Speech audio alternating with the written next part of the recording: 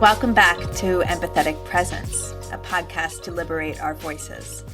I'm Lee Bonfasudo, your host, and we have a lot of conflict in our world right now.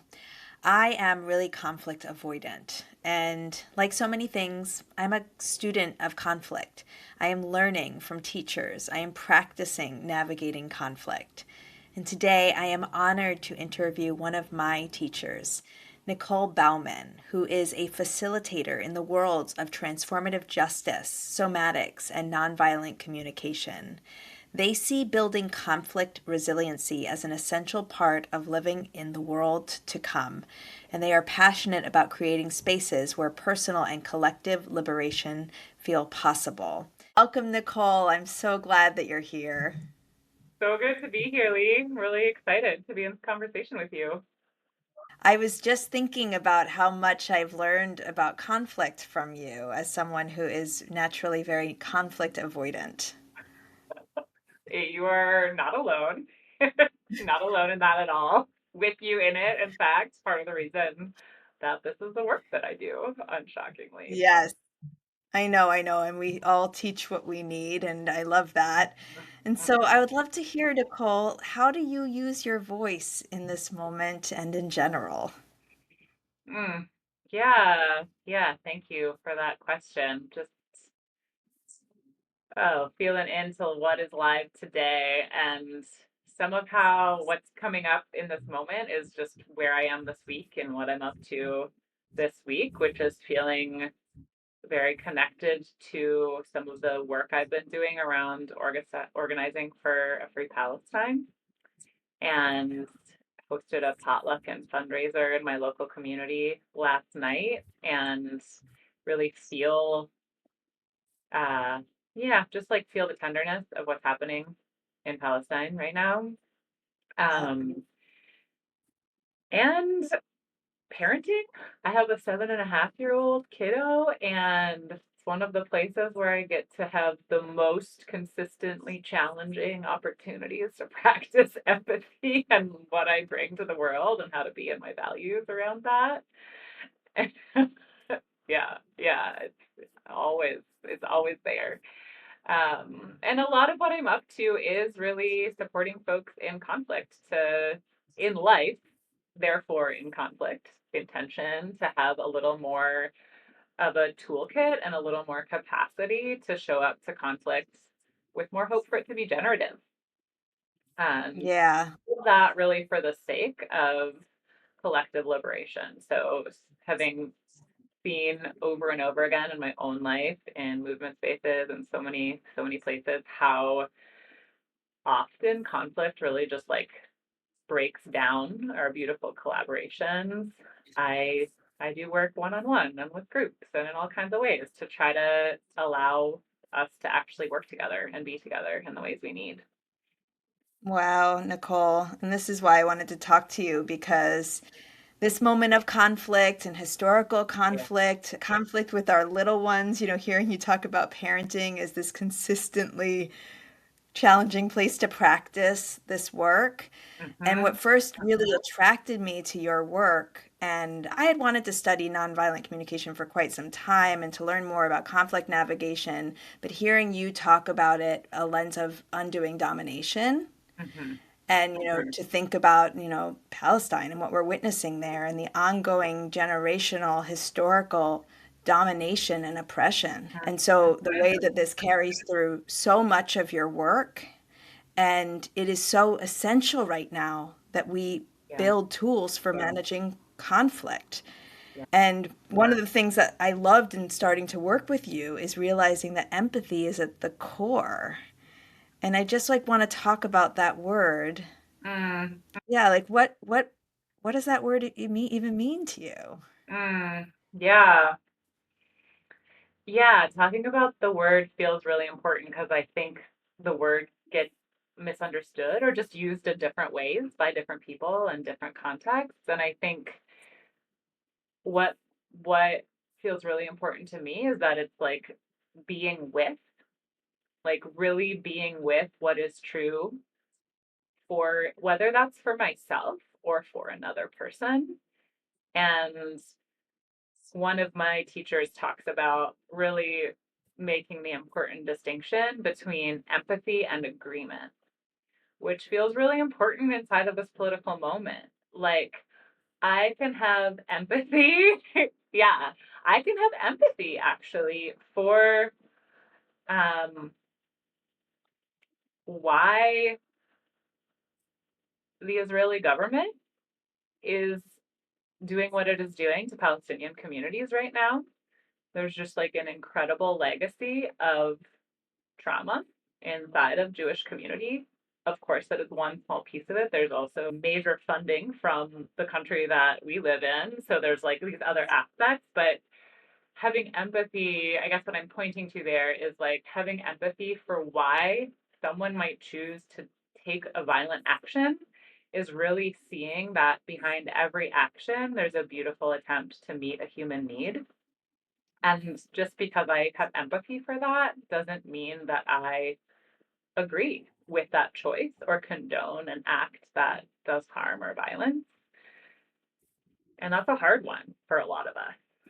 And I think what allows us to stay human is being able to find that capacity to hold both things at the same time. Wow. This is why I wanted to speak with you. And before we even like dive into empathy, there's this spaciousness that you have when you're facilitating in this space in a conversation. There's a spaciousness that I've been aware of that you bring when you're facilitating and when you're holding space that almost like creates the empathy. It's Mm, that spaciousness. And I just wanted to acknowledge that because it's between the words. It's nonverbal. It's mhm, who we are as human beings. And, you know, so much of what you just shared speaks so deeply because the first time that you and I worked together was probably October 2023. yeah. And for myself, as a person with Jewish lineage lost in the Holocaust, I've always been like deeply obsessed with how can the Israeli government treat Palestinians this way, Yeah. and seeing it with my own eyes and talking to Palestinian friends. And that distinction that you just said of we Mhm, can acknowledge empathy without agreeing is yeah. really opening my mind right now. Mm-hmm. Mm-hmm. Yeah. Yeah. It is not in our culture at all. It's not what most of us are Right. taught possible. There's like, uh, including on the left, where there's all kinds of emphasis around inclusion, etc. We are taught a very hard, like right, wrong, good and bad, in and out. And I don't think it's serving us. And not that we Yeah. don't need to have clarity about like our values and our integrity and our commitment, for me at least, a commitment to like life and liberation.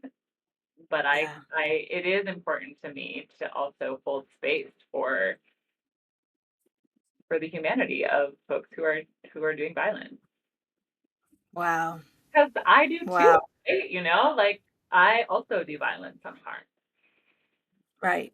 And I Yeah. think that's some of the most healing work that I have done personally inside of working with nonviolent communication and empathy is like turning that on myself and Yeah. really decolonizing my own internal voices and my own internal judgments and really actually like connecting more to my own beautiful needs and all the ways that I am trying to meet them, some of them very misguided. Some of the strategies, like really not actually meeting my needs or at the cost of other needs. And Wow. starting with empathy for the self is a lot of what we practice in the classes that I teach and facilitation that I do and coaching that I do. Yeah. Yeah, that was one of my observations from your work. And I worked with you in this group space of working on conflict in late 2023. And it Yeah. was that awareness of, oh, I thought we were going to really jump into conflict, but it started with internal empathy. It started with building empathy and compassion for ourselves. Mhm. And I also love what you just shared because I really believe that we're just in such a binary society and it's good Mhm. or bad, it's right. And even as a non-binary person, I default to the binary Yeah. so much, right? Yeah. And Totally. so I want to think about like how do you think about conflict in general? How do I think about conflict in general? I still am terrified of it, even though it is the work Really? that I do. So I just Really? want to like hold so much compassion and Oh, dignity for myself, for all of us who are like so have experienced such dysfunctional and harmful conflict. Like, of yeah. course, we're scared of it. Of course, some of us have a big away where we are like conflict avoidant, and some folks. This language here comes a little bit more from the somatics background that I'm trained in of Strozzi and generative somatics and embodying racial justice. But we talk Mm. about a towards or an against or an away as different ways we show up. And they're all beautiful strategies that we have adapted to try to stay safer inside of conflict moments. And most of us don't Mm. actually have the tools to move with generativity and actually see conflict as an opportunity for more connection. And that's really the practice that I have been in personally and is a lifelong practice of choosing to that paradigm shift, I think, really. Like, what if conflict was actually an opportunity for deepening learning and connection instead of something to run away from? and Wow. and I see it happening for people and for myself as I practice more. And I think that self empathy, like you said, I start there in classes because it's self empathy is resourcing and healing. And it gives us Yeah. more capacity, more bandwidth to have genuine empathy for another when we have offered that to ourselves. And to be able to be with a wider range of emotion, expression, intensity, to just like conflict so often asks us to Yeah. really expand, right? To expand what we think is possible for us to hold, to hear, to receive, to expand our perspective.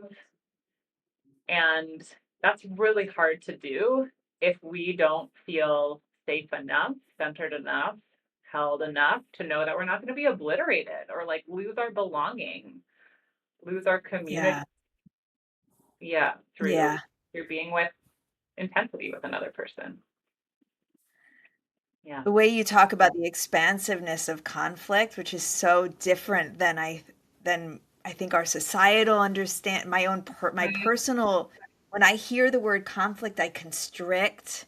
Mhm. I I want to protect, and then hearing Mhm. you talk about like this baseline of safety, Yeah. right? Mhm. And I'm thinking about this so much right now. And so how Yeah. do we move into conflict when we don't feel safe, or how do we Mhm. cultivate safety Mhm. in conflict? Yeah, these are such good questions, such important questions, such, as you name, just like really relevant questions. And I think, again, this is where self empathy can come in. And for me, as I probably said many times in the class you were in, empathy is really a body based practice for me. It's Mhm. a somatic practice in that we are tuning in to what are we feeling. So I'm trying to think of an example. If I'm like choosing whether or not I want to like go film a law enforcement situation happening on my street, there's like a lot happening in my body as I decide whether or not to do that as a white person in a very mixed race neighborhood, as a gender fabulous trans kind of person. Yeah. And where I can start is like, first, I want to offer the little caveat of like, I want to be really clear that in situations of like overt violence and abuse, like let's take care of ourselves and remove ourselves from a situation and keep ourselves safe and keep each other safe as much as we can. And in this Yeah. example, where I'm going is like me slowing down enough to feel my own sense of um, whatever risk, fear, activation is happening in my body, Mm. anticipating whatever risk could be very possible, and getting to actually honor it and like notice what it's pointing me towards. Like, what is this tightness in my chest or this constriction in my belly or a feeling of like curling into myself telling me about what I need? And in this case, there's probably many needs up, but slowing down enough to be like getting curious. There's something about safety there, something about belonging and my own dignity. And Yeah. if when I can be in a regular practice of slowing down and kind of like honoring and nourishing those things for myself, and then also being live in the moment, able more and more to notice what is old, like what of my sense of lack of safety is fear based or from the past. And can I reassure my literal nervous system right now that there's Mhm. enough safety? I have enough safety to stay. And that's like a practice over time and it's going to look different for different bodies and different situations, obviously. But that's where self-empathy kind of meets somatic practice trauma healing, is like reestablishing our felt sense of safety and belonging enough to show up to intense situations, to literally put my body on the line if I so choose for the sake of my community. Yep. And a lot of us are making these sorts of decisions daily right now. Yeah. And it feels really, to have even language around this, Nicole, is so helpful, even just slowing down. And that's been Yeah. my own somatic practice of like, oh, my life is actually slowing down as I can be Mm, more aligned, really, yeah. brain and body. Mm-hmm. And Mm-hmm. and I just love that self practice as a Mm, starting point. mm. Really powerful. Yeah. Yeah. It really is a reprogramming, I think, that Yeah. happens little by little over time with the repetition of practice, and it does shift. And like so many Yeah. people coming into my classes, like you named, people are like, give me the script for how to do conflict No. better. And that's not what I give people. And I hear back from so many people that giving them a tangible empathy practice does make a big difference. Oh Yeah. yeah. It's changed my life quite a bit, and so much of what we did together was really like I brought it to my personal life, my Yeah. community, my Yeah. neighbors, using it Mm, every day of just this mm, practice of checking in and slowing down. I always wondered, is this taught, or are we born with it? Is it then disruptive by mm, oppressive systems of domination, or is it nurture? Is it nature? Is empathy learned? And I wonder what you think about that. mm. Yeah. I love these questions. And I don't know all the answers scientifically or neuroscientifically speaking, but I know my own experience and what have observed around me, which is that people can and do learn empathy, and that very actively been dominated out of us in all kinds of Yeah. ways, socialized out of us, that our brains were like evolved to flourish and learn best in relationality, in like attuning and resonating with one Wow. another. And that's empathy, is like feeling with other humans and feeling for our interconnectedness. And a lot of that we lose. A lot of that, and lose is like uh an inadequate word. It's like really Oh, stolen from us. It's a cultural wound and a severance, I think. And we can regrow it. This is like the beauty of neuroplasticity. And Sarah Payton is yeah. one of my teachers, and she started studying nonviolent communication decades ago, and then did a deep dive that became her whole career, basically studying the neuroscience of what is empathy and how does it work. And her work has been so transformative to really help me really trust the ability of our brains to lay down these new neural pathways and actually grow more ability to heal with empathy, with empathic presence and resonance. Empathic presence and resonance. It's part of our humanity, and I know that. And yet, Elon Musk said that empathy is the greatest weakness of Mm-hmm. Western civilization. And Hannah Arendt apparently said similar things, that seeing Mm-hmm. a lack of empathy is always the first sign of societies being broken apart and dominated and oppressed. Mm-hmm. And it Yeah. must be really powerful if Yeah. people are so set on stealing it from us, as you so beautifully said. And why is it so powerful that people are set to take it away from us? Mm-hmm. Mm-hmm. Yeah, I feel the grief that comes up as you ask that question, as you bring that Yeah. question, because of the way this is being weaponized right now for uh, in service of billionaires, Yep. uh, continuing to amass power at the expense of all of us. And like truly, I think that is only possible to to perpetuate if you have stopped feeling. Wow. Like I guess that's where I'm landing. Like I don't know Wow. how. And as I say that, I'm like, oh yeah, and like me too. Like my life depends on an immense amount of extraction and violence and colonization that I'm benefited from every day. And actually Yeah. re-accessing my ability to face that and feel that is what helps me reclaim my life, Wow. humanity, and is like fuel for doing something about it. And so I often talk about there's one whole session you may remember where we just talk about feeling and the radical act of re-accessing feeling and body sensation as an act of decolonizing Yeah. because it serves those in power if we don't feel. And if we don't feel the heartbreak of harm that's being done, we're much more likely to go along with fascism, go along with anything if we don't see how we're impacted.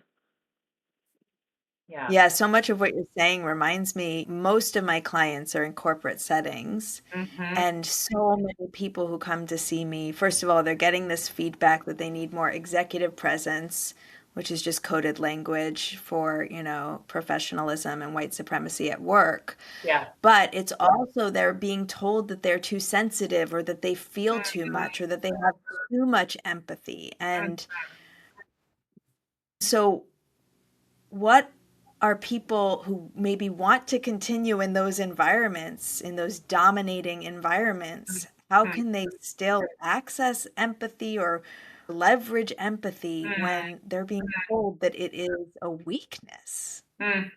Yeah. So painful. Like I just really feel in listening to you name all of that how crushing these systems are, like how they so many systems, even the most well-intentioned settings, most of our businesses, corporations, nonprofits, like justice-minded spaces are still set up with a lot of domination mechanisms in place that don't make space for us to bring our full humanity. And yeah, there's a number of layers coming up there with that question. I think some of what I'm feeling is just like, how do we keep making space to grieve that that kind of narrative or reality is true for some of the corporate folks that you're working with? Yeah. And making space for grief and rage and feeling is like a whole other piece of my work and practice and exploration now. It feels very connected to what we're talking about. Wow. And the other piece that was coming through as you were offering that inquiry and just feeling for the words, it's like, how do we also get choiceful and like contained in a good way around when and how we are expressing what? Um, and and Mm. when we are offering empathy to others, really remembering that we want to be in choice and within our capacity around that too, or that's another form of violence to ourselves Yeah. and overextension is often doesn't land as empathy when Right. it is not centered. I love that phrase that you shared, which is being in choice. And I've heard you say that in your trainings too. And Hmm. I think that is, our agency, our ability to make choices, which anxiety and these silencing systems can take away so much, right? Hmm. And the connection of grief. Hmm. And can you talk a little bit more just about your work in general? And you mentioned grief, and I know you do conflict navigation work. How can folks engage with your work? Yeah, thanks for that question. I'm really excited about a lot of the work that I'm offering right now and really grateful for that to be true. I had a friend ask me recently something about like, how are you feeling about your work in this moment? And I was just like, actually, I feel even more convicted that what I am up to is necessary, given that we are living in that continues to explode in so many ways.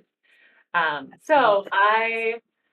these classes we keep referring to are one of the things that I offer that are a really wonderful way for folks to start to connect with my work. So, Navigating Conflict is an 8-week online course that will actually happen again this fall, starting at the beginning of September through the Good Work Institute. And all of that can be linked in the show notes. And then Navigating Feedback is like a deeper dive with some of that same toolkit, which is nonviolent communication plus somatics plus undoing domination, undoing oppression, with a focus on giving and receiving feedback with care. And that will be happening later this fall. And I do one-on-one coaching with folks too. And some of that is more explicitly conflict coaching, where we might be working on a live active conflict thing or communication and conflict tools and skills. And then I also do healing centered coaching that really incorporates a lot of somatics and embodiment and is a container in which I support folks around their own healing for the sake of healing and transformation, and especially working with folks who are doing liberation work, justice work in some form to really be able to show up more fully to collective liberation. And then I do a variety of other work. I'm running my first year-long cohort and getting ready to launch a second year of a cohort called Weaving New Ritual with a co-facilitator. And this is a year-long program that's for white folks of Christian lineage who are using the wheel of the year to reclaim ritual fluency and also excavate like what inside of this Christian lineage might we want to call forward for the sake of collective liberation, and what might we need to compost as we work on unraveling whiteness. And we launched last summer, not knowing how timely this work would be as we see Christian nationalism on the rise. So, for me, as someone Yes. who left the Christian church spaces I grew up in a long time ago, as a queer person for a variety of reasons, it has been incredibly powerful to consider what does it mean for me to actually say this story is mine too, and there's a different Wow. narrative possible here, and I am not letting the right define this tradition. And there's so much liberatory narrative inside of this lineage. Um, So up to that work with like other white folks, other folks of Christian lineage, and like what does it mean to really also then see our like Trump supporting folks of white Christian lineage as kin, and to like learn how to have empathy and connection inside of some of those most challenging spaces, including with my own relatives, you know? I want to speak the name of Susan Raffo, one of my elders and teachers, a white queer person who just turned 60 and just walked across the country last year. And she's someone I'm really looking to and being inspired by, as she's done a lot of thinking and working and feeling around what does it mean to like really be in that work of presence and connection and empathy with those who are hardest as other white people to be with. I'm so grateful for you doing this work, all of the work, but also the self work. I think that you are Mm-hmm. really creating models for how we all must do this work. And, so many of my Black and Muslim and Palestinian friends have talked about for the last 2 years how essential it is that people who share a Jewish lineage and white people are talking about this. And so finding ways to do this work within our own communities, the unraveling, that word unraveling, Yeah. unraveling ourselves and our own narrative and Mm-hmm. our own habits and the domination we witness in so many different levels. So I'm just grateful to you for doing that work and modeling it. Mm, yeah, thank you. I'm so grateful to get to be offering it and holding space and being in that work with myself, with others. I think it's really important also for listeners to hear how we're all caring for ourselves right now. And Yeah. it's a hard question, right? It's this pull between like wanting to be really involved and to do so Yeah. much, and then really knowing that we need rest and we need healing and safety. And so, Mm-hmm. Nicole, what are you doing to care for yourself right now? Thank you for that question. We really do need it. And yeah, I gardening is one of the big ones for me. And um, spending a lot of time digging in the soil and tending plants and being outside. I go and walk and hike on the river trail here where I live regularly and in other places. Um, and spending time with my kid, who's just like a really great invitation into absurdity and play and like shifting out of like and it feels so important to hold the complexity of I now more than ever, we need all of us to keep showing up and Yeah. like not at cost to ourselves. So how are we, especially inside of like privilege and self-care culture, really holding nuance around like, yes, we must slow down and we must care for ourselves and each other. We must be nourished. And also in a way that like resources us to continue and to be in the flow. And that challenges the grind of capitalism that says like no, I don't want to participate in that, even while we all still must survive and therefore here we are participating. So kid time helps me kind of like transcend all of the nonsense and Totally. that is good. I also weave willow baskets, and that's another way of kind of transcending the nonsense is getting really fixated in the physical craft and the plants and Yeah. yeah, yeah. Oh, The thing. incredible. Mhm. Incredible. And And grief that's all connected. ritual too. Yeah. Yeah. Oh, grief ritual. Yeah. Wow. Yeah. Holding like being in the collective healing work is part of taking care of myself and others also. And retreat space. I'm getting ready to host a queer healing retreat on land this weekend, and I've just been preparing herbal bundles and tea and a grief ritual time, but also like we're gonna just rest and relax and go swimming and Yeah. be together in community. Yeah. These moments for all of the range of emotions that we're going to feel, and again, it's not binary, it's really Yeah, expansive. right.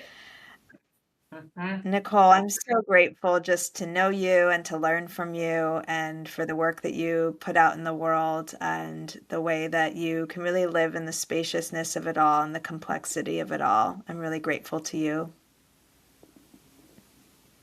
Taking that in. I appreciate that. Just, yeah, so grateful to get to have the space with you also for the work that you're up to as well. Thank you, Nicole. You're so welcome. Thank you.